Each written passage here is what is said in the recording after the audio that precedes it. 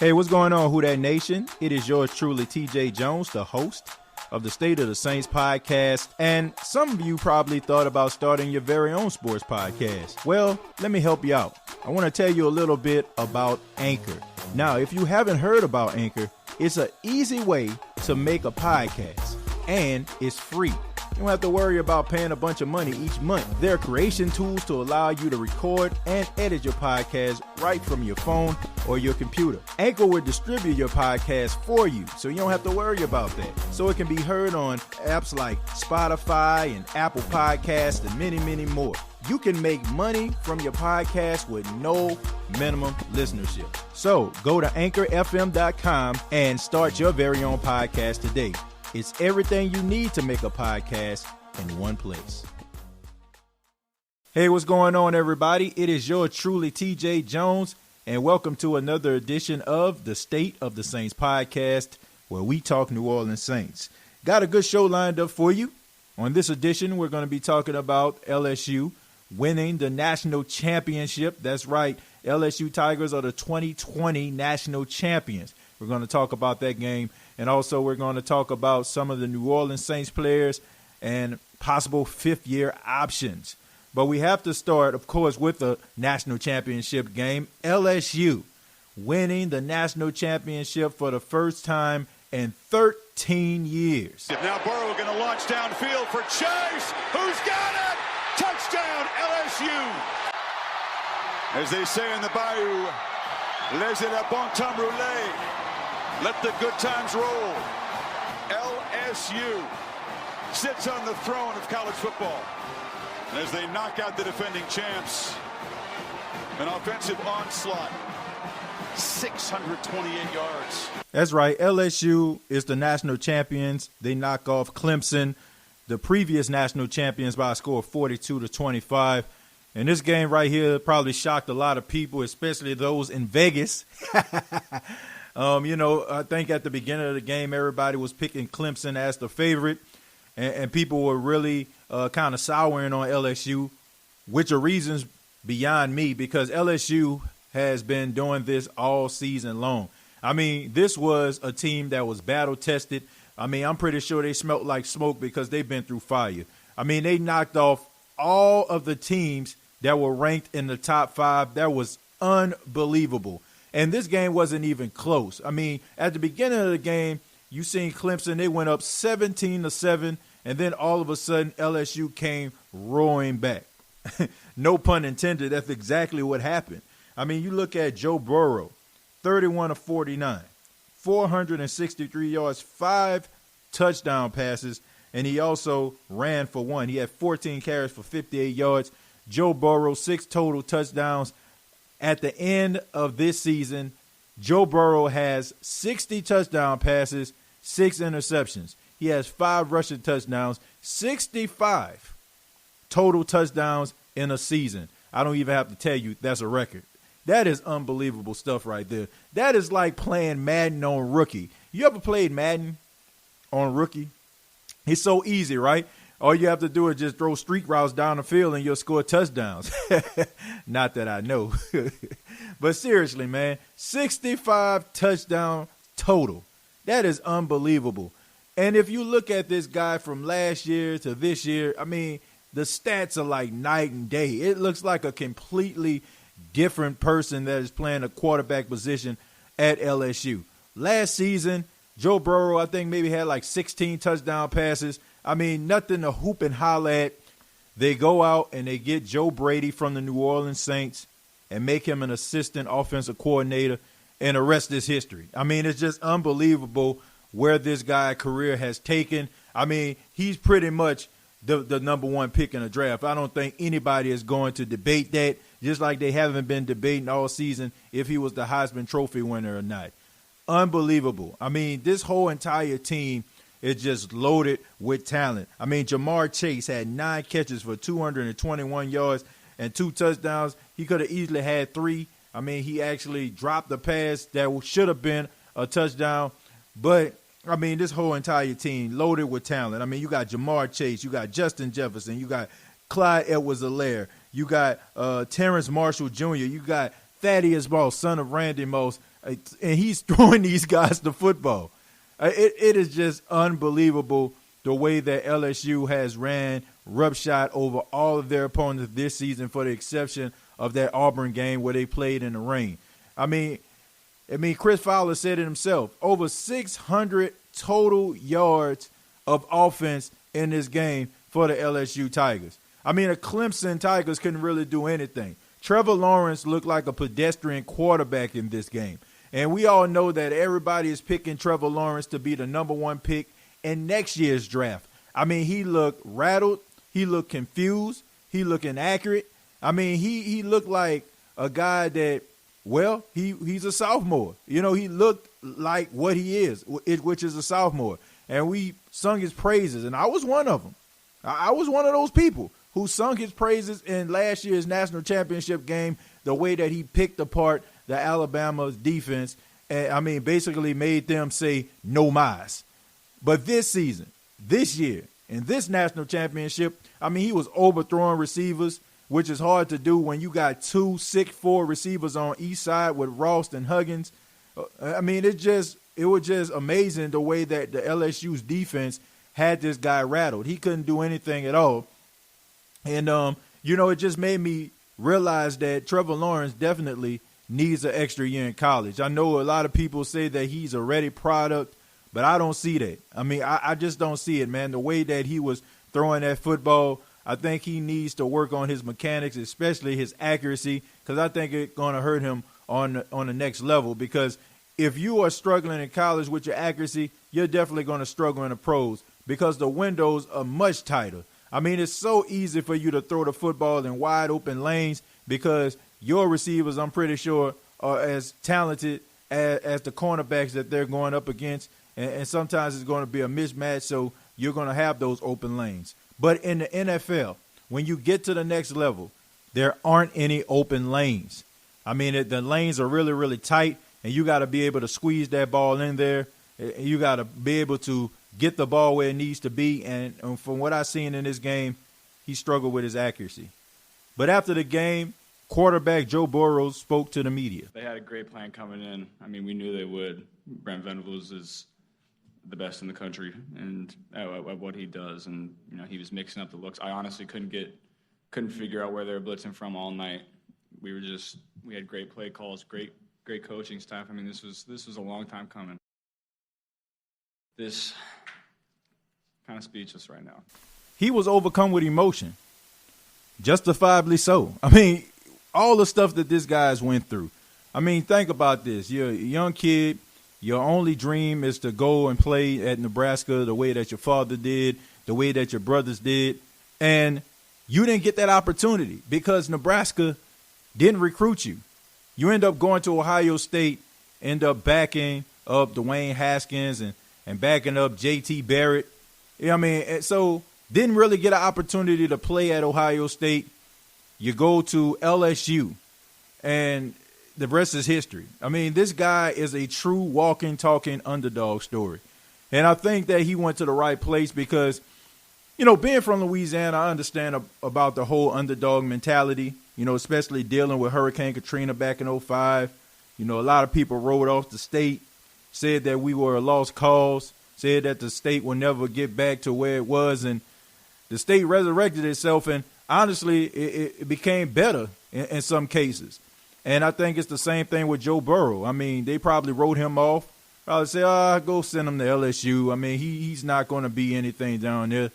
And the next thing you know, he just makes all of those other colleges eat their words because they had an opportunity to have this guy on their team, and they didn't take advantage of it. But, I mean, this guy from the first year at LSU to the second year is like night and day. I mean, his accuracy improved. I mean, his timing improved. I mean, his demand of the offense improved.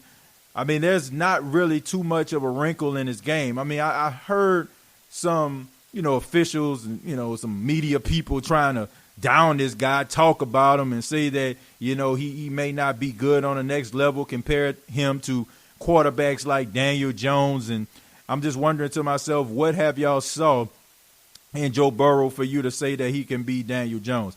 I mean, you look at Daniel Jones when he played at Duke. I mean, he always had issues turning the ball over. Always. It wasn't like this was a surprise or anything like that. A lot of people thought that he was going to be mediocre at best. The only thing that he had going for him was because he had Cutcliffe as his quarterback whisperer, and that was the same guy that worked with Eli and Peyton Manning. So people said, well, the apple don't fall far from the tree when it comes to the quarterback play. If he helped Eli, if he helped Peyton, then maybe Daniel Jones can be the possible real deal. But I don't see that in Joe Burrow. I mean, all I see is a guy that's just hungry, a guy that plays with a chip on his shoulder, a guy that goes out there and gives it his all and doesn't give up. I mean, people say that he's cocky, but he may be cocky, but not to a point where it just comes off as him just being a jerk. He's just confident in his ability, which you should be, and that's exactly what you want for your quarterback. You want him to have a level of cockiness to think that he can make all the throws and he has the ability to make plays. And what I seen in that national championship game, the defense of Clemson, they were trying everything they possibly could to try to stop him, try to keep him in a pocket, try to neutralize him, but he overcame that. I mean, I could think of other quarterbacks, if Clemson brought that type of pressure, probably would have went down. I mean, he was scrambling around in the pocket. I mean, he was channeling his inner Russell Wilson out there. Like they could not get to him. And he was extending plays, and we all know how talented the LSU Tigers wide receivers are. So if you're breaking off plays and you're extending plays, it's only a matter of time before one of those guys get open. I mean, we seen Jamar Chase get hot. He had over 200 yards and 2 touchdowns. I mean, before that, it was Marshall. Terrence Marshall was out there balling. I mean, he had like 4 or 5 touchdowns in that game against Oklahoma. I mean, these guys basically pick your poison. I mean, which way you want to do it? You can roll coverage over to Jamar Chase, but, Terrence Marshall is going to kill you. Okay, you can try to roll cover it off to Terrence Marshall, but Jamar Chase is going to kill you. Or Justin Jefferson is going to kill you. Or down the middle, Thaddeus Moss is going to kill you. I mean, Clyde Edwards-Helaire killing you out of the backfield. So many weapons on this team, man. So this was just fun to watch the whole entire season. This was so fun to watch, looking at this team, and people are comparing these teams to the teams of the past. I don't think that you will ever see anything like this ever again. I don't think you will ever see this type of offensive onslaught week after week like the LSU Tigers put up. I mean, they went 15-0 for the first time in team history.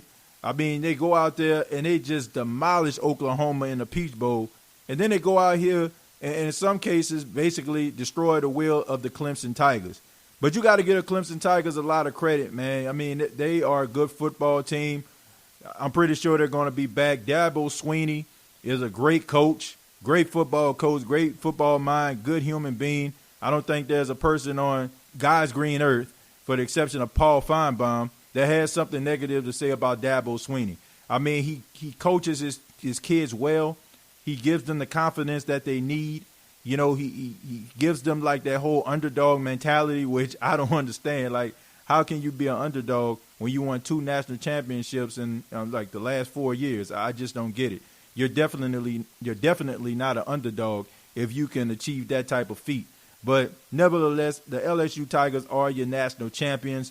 Once again, the first time in 13 years. The last time they won it was back in 2007. So congratulations to them. Coach Ed Orgeron. People thought that he was going to get fired a couple years ago because they lost to Troy. I mean, I'll never forget that game. Honestly, I can remember exactly where I was when that game was going on. I was in Planet Fitness. I was working out, and I walked in, and I looked at the score, and I seen that Troy was beating LSU in Death Valley. And I'm like, man, what in the heck is going on here? And when I seen, I think it was Joe Burrow that threw the interception, and I was like, man, what is really going on here? I was like, man, it's over. It's curtains for Ed Orgeron. But, I mean, he went back to the drawing board. He took a real good look at himself, and he made the changes, man. He brought guys in that can coach really well, and he became a facilitator. I mean, I think that's the best thing that you can do being a leader. That's the best thing you can do with being a leader, is understanding your strengths and your weaknesses.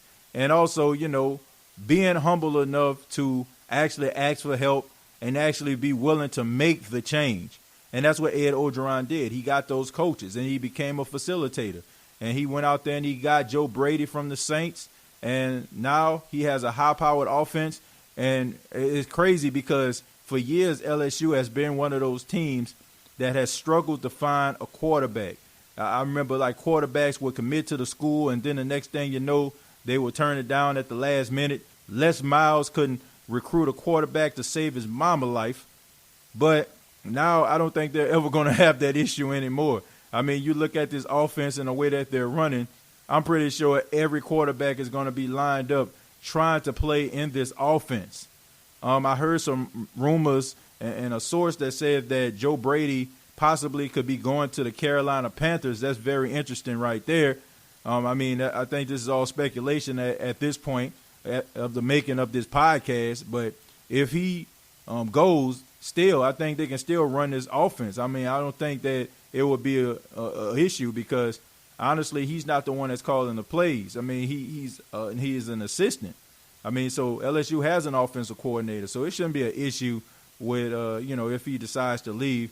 I mean, I'm pretty sure his playbook is going to remain right there at LSU for future coaches to come because, I mean, he set the blueprint. I mean, he took this from the New Orleans Saints, and being a Saints fan, of course, and being a host of the State of the Saints podcast, I can tell you I see a lot of, what the Saints do on Sundays, what LSU is doing right now, for the exception of the fact that LSU got more than one wide receiver to throw to. But once again, congratulations to the LSU Tigers. Great win, great victory, and a true underdog story for the ages. We move on. We got to talk a little bit about the New Orleans Saints. There was a story that was going around, courtesy of, I think, Who That Dish. Shouts out to Who That Dish. They were talking and asking a question which I thought was quite foolish. But the question was, should the Saints pick up Marshon Lattimore and Ryan Ramczyk's fifth-year option? Yes, this was really a question. Should the Saints pick up Ryan Ramczyk and Marshon Lattimore's fifth-year option? If you're smart, you definitely would do that, okay? I mean, first off, Ryan Ramczyk, let's start with him. I mean, all he has done is be one of the best right tackles in football, and this season, in my opinion, he was the best right tackle in football. I mean, he didn't give up any sacks all season long, got snubbed from the Pro Bowl. You put Andrus Peat in the Pro Bowl, but you don't put in Ryan Ramczyk. Wow. I mean, I don't know what's going on with that, but he gets the right to be a first-team All-Pro, and I think they made the right decision with that. Thank you, Associated Press, for understanding how good this guy really is and giving this guy the respect he deserves.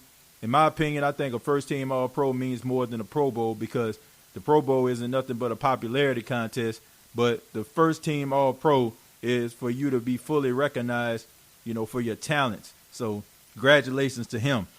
I think they should pick up his fifth-year option, and to be honest with you, I don't think that, they should go into the fifth year without negotiating a contract with this guy.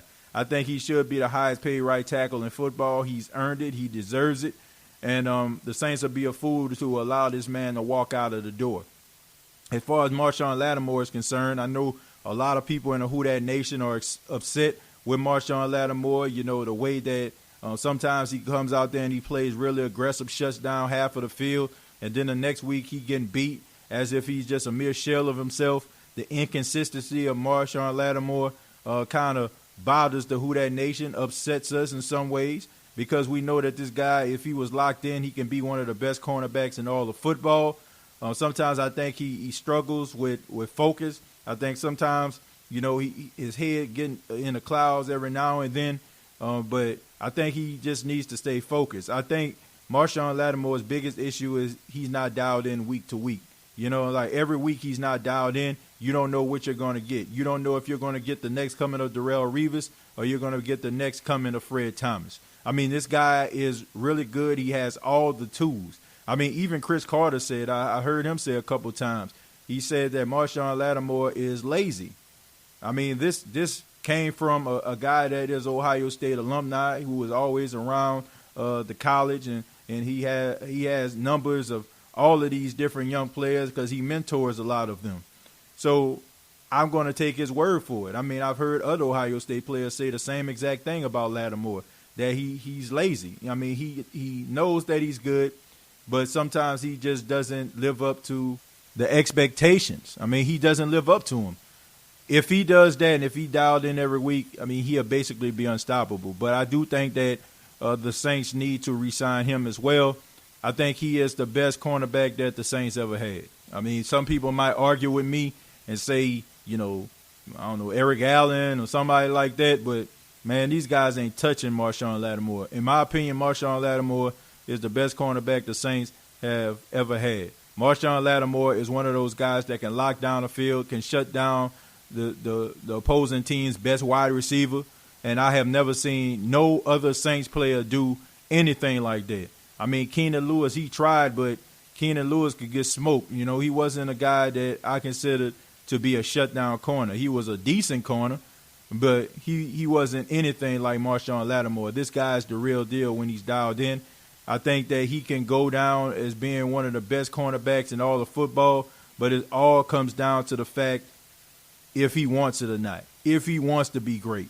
He got to dare to be great. I mean, the same way with Michael Thomas. I think Michael Thomas wants to be great. He wants to be mentioned among some of the best wide receivers that ever played the game. That's what he gets up and tries to do. That's why you see him improve from year to year. Marshon Lattimore, he struggles with that. So if he gets that together, I think he will be one of the best cornerbacks to ever play the game. He has that type of ability. But I would definitely sign back both of these players. They deserve it. They deserve to be I can't believe I'm saying this. They deserve to be with the Saints long term.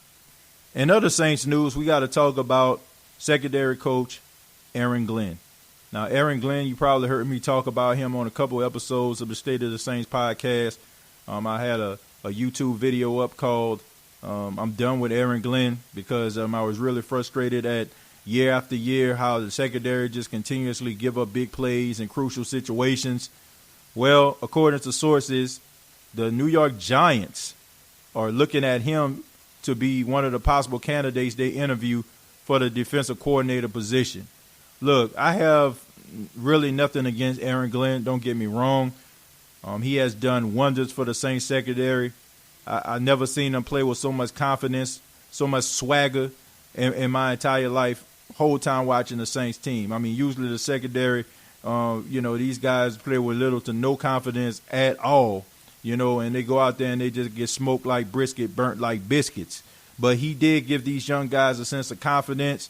You hear at training camps, they're barking at the offense. They're talking trash. They're out there when they make plays. They're walking around the field with a Conor McGregor walking into the octagon type confidence. And I'm glad that he brought that to the team. But the problem is, once again, they give up these big plays in crucial situations. And I do think that it's time for the Saints to actually move in a different direction. And this might be the way that they can actually move in that direction. I think Aaron Glenn deserves to get a shot as defensive coordinator. I think he is a smart guy. I think that he will actually get the New York Football Giants defense to play with a lot of confidence, similar to what the secondary has played. I think that these guys can improve because he demands excellence, man. You don't really see too much out of the secondary, making too many mistakes during the game. Most of the mistakes come, at the last minute. I think it comes down to a guy, probably being nervous. I mean, it's the last play. I don't want to mess up. I don't want this guy to get behind me. And they overthink the situation, and it costs them. I think with the New York Giants, I think he can actually instill, a sense of pride in them, a sense of confidence. And I think that you'll see these guys improve. I mean, the New York Giants, they have so many issues, man. I mean, first off, they don't have any stars on the defensive side of the ball, for the exception of Jabril Peppers. He came from the Cleveland Browns in the trade. I mean, I really don't know anybody else on the defensive side of football for the New York Giants. It's just a bunch of faceless guys who go out there and make tackles. They need a guy that's a pass rush. They need a guy that can be the face of the franchise on the defensive side of the ball. I think we all know that Saquon Barkley right now is the face of the New York Football Giants, but they need an identity on defense. So why not give Coach Aaron Glenn an opportunity to go out there? I mean, I think he would really be a good candidate. I think that they really like him. The NFL, a lot of people respect him. I mean, I think the Saints were afraid they were going to lose him last year because Josh McDaniel got some coaching opportunity interviews, and the Saints thought that he might end up going to New England to be the assistant coach if Josh McDaniels leave. Of course, McDaniels didn't leave, so the Saints end up keeping him. But I think the Saints are really going to miss him, but I do think that it's time for a change. I think it's time to get a guy up in there, to get these guys organized, to help these guys to get to the next level. I think that, just like in any, other phase in life, there are certain people that get you to a certain point, and then there's other people that can get you to the next level. And I feel like Aaron Glenn got them to that level where these guys have confidence in themselves, they have ability, they understand each other, they communicate well in the secondary, but it's up to this other guy that can possibly come in to teach them some of the other things that we see them struggling with. For example, not turning their heads around when they're guarding a guy. I mean, I just never seen so many secondary players, safeties, and cornerbacks who just don't turn their head around. I mean, usually when a quarterback throws the ball downfield, they're running towards the guy. I mean, it's nothing good can come from that. It's rather two things are going to happen. The guy's going to catch the ball over you because he's in front of you, or you're going to get pass interference called on you because you got your back to the ball. So I think they need somebody up in there that can actually teach these guys, to turn their heads around. Because, I think the Saints left a lot of interceptions on the field because of their inability to turn their heads around. So hopefully the next coach, if Aaron Glenn leaves, can teach them that. But to be honest with you, I don't think that Aaron Glenn can get these guys where they need to be as far as like getting these turnovers and, teaching that aspect, of the game. Because if that was the case, then he would have done it by now. And we wouldn't continuously have these problems year after year, time after time. I mean, you can talk about some of the talent on the Saints team, or lack thereof in the secondary. I mean, the liabilities they have, like people like Patrick Robinson or P.J. Williams, so to speak, or even Marcus Williams in crucial situations. But at the end of the day, I think if the Saints eliminate those guys and other guys come in, I mean, if they're getting taught the same exact thing, we're just going to have a rinse and repeat type thing going. And I don't want that. The Saints need somebody that's going to teach these guys how to attack the ball, how to get these turnovers, and how to make sure that they're, in the right position when the ball is headed their way so they can have good coverage. And finally, I want to talk about something that was very disturbing to me, a video that I seen that involved wide receiver Antonio Brown. Now, if you haven't seen it, TMZ reported it. It was a video of Antonio Brown on Instagram Live, and he was in a argument with the mother of his children. I think she has 3 children with him, and they were, outside his house. The police were out there, and Antonio Brown decided to show the whole entire world a dispute between him and the mother of his child. He's out there. The police is out there. He's cursing out the woman. Calling her everything, calling her bees, calling her thirsty, just completely just saying all type of outlandish, off-the-wall type things. I understand, man. I've been in relationships. I get it. People can make you mad. People can't make you frustrated. But the way that Antonio Brown was going at this woman in front of his children, little small children out there. They're just walking around. They're too young, some of them, to even understand what's going on. And he's out there just completely insulting this woman in front of the kids. Don't you know, like, if this stuff is on video, your kids one day are going to see this stuff. They're going to be old enough to understand this, and they're going to wonder to themselves, why is daddy out there cursing out mama like this? Why is he going crazy over the police? These kids out there, you're watching your children get in a police car.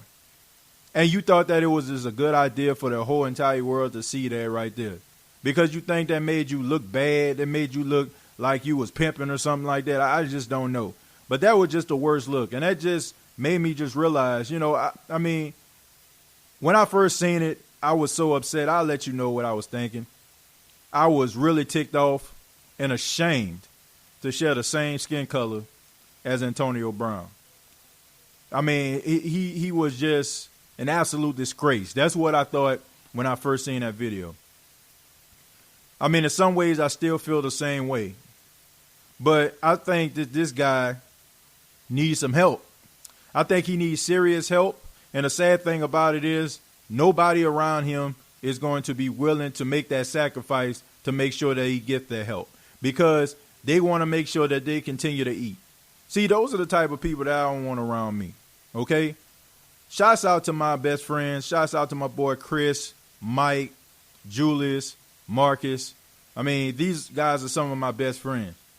There's been times in my life where I've been tripping, you know, and these guys are willing to tell me exactly what's going on. You know, they don't sugarcoat it with me, and they tell me that I'm out of position, and they talk to me so I can get back in it. Antonio Brown has a whole bunch of yes men in his camp because he was out there cursing and insulting the mother of his child, and they out there co-signing and laughing and stuff like that. And to top it all off, he then goes and takes a bag of gummy bears shaped like penises. I'm telling you the truth. They were shaped like penises and threw them at the mother of his children. Told her to have a bag of D's.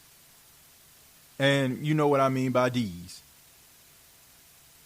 I mean, it was just ridiculous stuff right there. I mean, honestly, I'm very shocked that Antonio Brown didn't go to jail, because he could have easily went to jail, you know, for cursing out the police. I mean, they could have easily put this guy in handcuffs. I mean, he was out there talking about F the police and y'all need to do y'all effing job and all that kind of stuff there. And I'm like, these police have incredible restraint, because they could have easily put him in the back of one of those cop cars that were out there.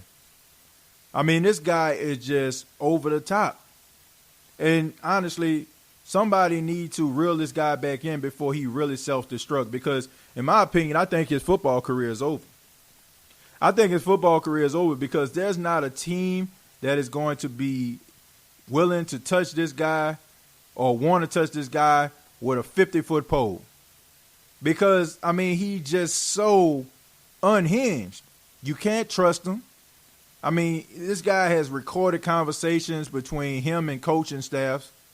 I mean, he has just basically just completely showed us the fourth wall. I mean, he shows us that there's absolutely nothing to hide, and he's obsessed with social media. And I think, you know, I was thinking about this, and not that I'm comparing him to this person, but, you know, this whole Surviving R. Kelly docuseries that's going on, I think that everybody's been talking about mute R. Kelly, don't listen to his music. I think that people need to mute Antonio Brown. I think that people need to save this guy from himself, because maybe if we stop looking at him, maybe that would be the fire starter for him to realize that he has a problem. But as long as he's getting the attention that he deserves, as long as the media continues to cover his stories, as long as he can find his way back into some news circuit, he's going to continue to do what he's been doing. So I think that it's best for the media to stop covering him. I think that it's best for us to unfollow him and allow this guy to figure it out before it's too late. And hopefully somebody in his camp, man, will see the light and say, man, look, some things just are bigger than money. And this guy right here, he's self-destructing. And I need to have a conversation with him before he actually does some really serious damage. I mean, right now, I mean, he just looks awful. And it's so sad because there are so many people out there that wish that they had the talent that this guy possesses, and he's squandering it because he can't get off social media. Very, very sad stuff. But this has been the State of the Saints podcast. Once again, my name is TJ Jones. Thank you very much for checking out the podcast. Be sure to follow on Twitter at SOTS Podcast 8. Also subscribe to the YouTube channel, youtube.com, search State of the Saints Podcast. Facebook.com, search State of the Saints Podcast, and previous episodes are available on Spotify and AnchorFM.com. Till next time, all I got to say is, who dat?